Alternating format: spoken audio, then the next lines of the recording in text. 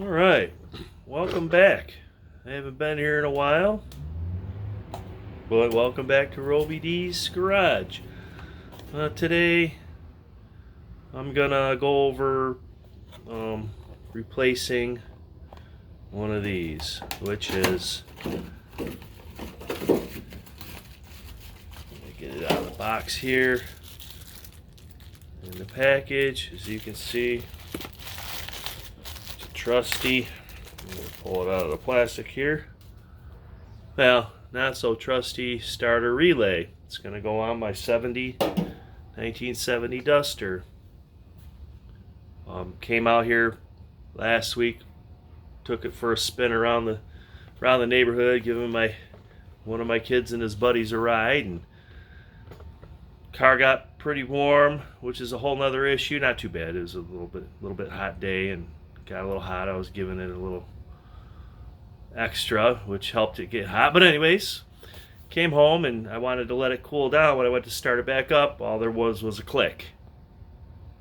So there was no crank situation where, you turn the key, nothing turned over. So, first thing I always go to is, when it sounds like that, is a starter relay. And I crossed these two posts with a screwdriver and it cranked over and started, which led me to believe that it was a starter relay.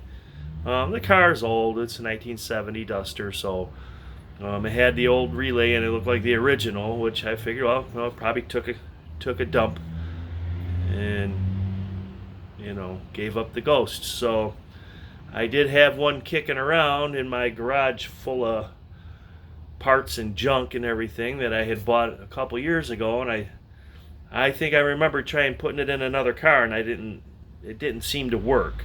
But it was a brand new starter relay, so I put it in this car here, and it didn't seem to help. So I bought another one, and we're gonna see today if that's actually the problem. I checked my ground and my input lines coming in, and I had voltage for the input, and I had a ground for that goes to your neutral safety switch. That's these two little prongs down here. I had all the power and everything else that I needed. It just didn't want to trip off. So we're going to replace this and see if it helps. So stick with me. I'm going to set up the camera onto the workplace, and we'll rip the old one out and zip this one in and see what happens. First thing I'm going to do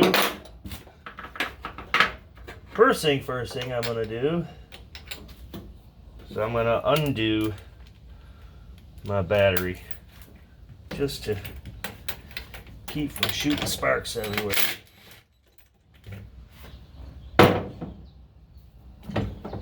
There we go. Juice free.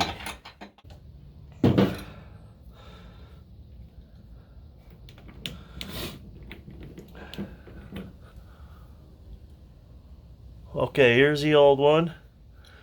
Looks brand new, but it didn't seem to work. So we're going to put the new one in its place and see if anything happens. I'm suspecting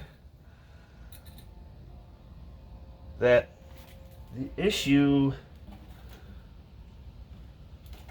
is with this, so let's hope so. Okay, so there's my ground. Bolt this back into place.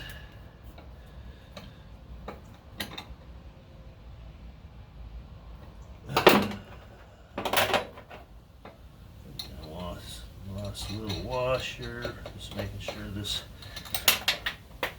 There it goes. That's what I expected to have happen.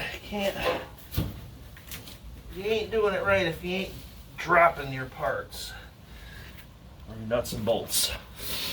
Okay, got it back. Let's hook up the power wires. So that's to the ignition. That's to the battery. Let's get this bad boy on here.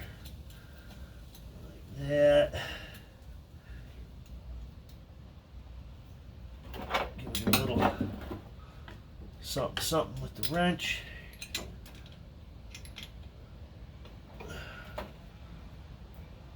I'll tighten that up once I get these mounting bolts back in properly.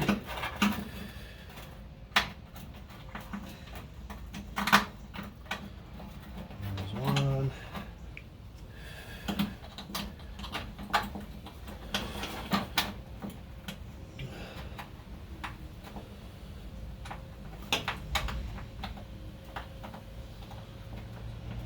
Another one. Zip these guys in.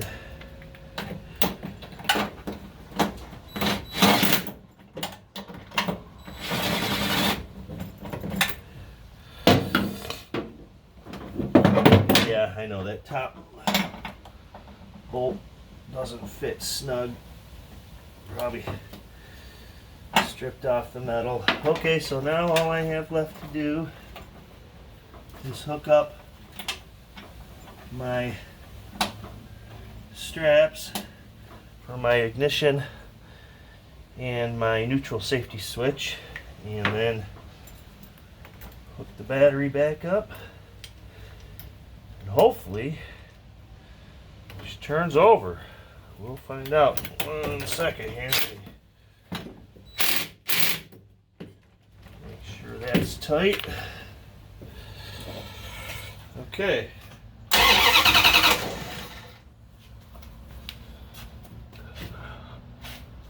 Bada boom, bada bing. It worked. Alright, well, for the gratuitous startup of the big 340, we'll turn the ignition on and let her fire.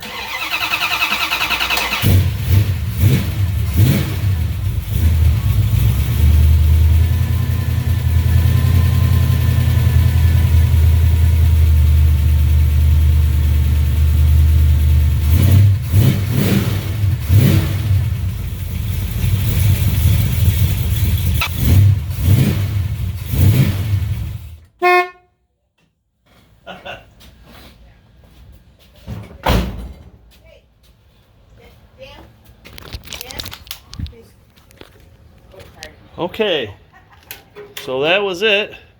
The reason that it started funny was because I have my timing locked out, so it's a little bit hot on the advance. It wasn't doing that before, but I have an ignition switch, so I have to crank it over and then kick the ignition on to get it to work. So, all right, that's it. Looks like it works to me, so hopefully we'll see you next time. Thanks for watching.